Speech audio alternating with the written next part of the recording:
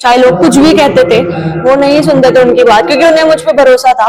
लड़की मेरा एक छोटा भाई भी है, पर उन्होंने हमेशा मुझे ही कहा कि नहीं तू पायलट बन। उनको पता है कि इस प्रोफेशन में ये मेल डोमिनेटेड फील्ड है अभी तक, और इसमें लड़कियां कम जाती है इस वजह से। और इसका जो टाइम टेबल है वो बहुत ही अलग है एक नॉर्मल 9 to 5 जॉब से।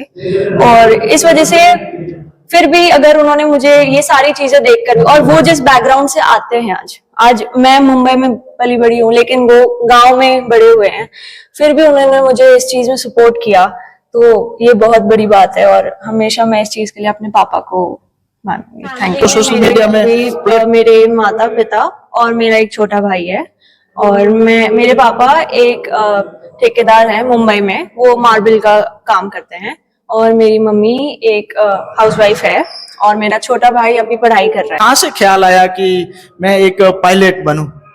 ये ख्याल सबसे पहले मेरे पापा की वजह से ही आया है। वो क्योंकि उनका प्रोफेशन ऐसा था, वो ट्रैवल बहुत करते थे, एंड जब मैं बहुत छोटी थी उस टाइम पे वो घर पे आके बहुत बार कहते थे कि एक एयरप्लेन होती है, वहां पे लोग बैठे होते हैं और पायलट्स होते हैं, और उनको शुरुआत से कभी दूसरे कोई प्रोफेशन में इंटरेस्ट नहीं था। जैसे अभी आज के टाइम पे अलग अलग प्रोफेशंस बहुत ज्यादा चल रहे हैं, जैसे कोई आईएएस बन रहा है, कोई इंजीनियर, कोई डॉक्टर, कोई क्या। मेरे पापा को हमेशा से वो पायलट से था, और उनके वजह से ऐसा नहीं कि उन्होंने मेरे पे कभी प्रेशर डाला। उन्होंने मुझे एंड मोमेंट तक वो कहते रहे कि अगर तुम्हें ये करना है फिर ही करना, सिर्फ मेरे कहने पर ये मत करना, अगर तुम्हारा मन है तो ही करना।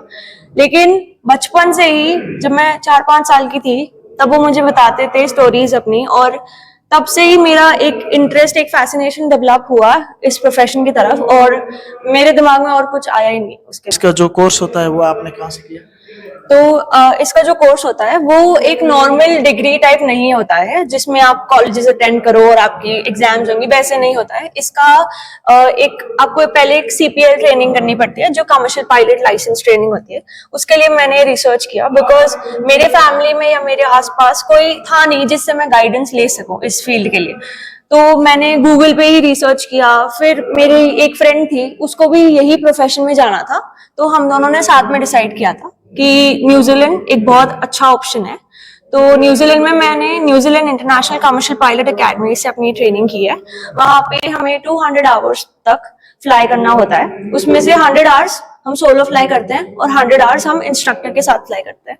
और 12 एग्जाम्स थी न्यूजीलैंड में, जो थियोरी एग्जाम्स, वो हमें पहले क्लियर करनी होती है, उसके बाद हम फ्लाइंग स्टार्ट करते हैं। तो मेरी फ्लाइंग स्टार्ट हुई थी अगस्त 2023 में और खत्म हुई थी जून 2023। गाँव वाले तो एक दिन कहेंगे, 2 दिन कहेंगे, पर जिस दिन आप सक्सेसफुल हो जाएंगे उसके बाद कोई कुछ नहीं बोलेगा आपको। आपके परिवार या पड़ोसी या किसी रिश्तेदार ने आपको नहीं टोका?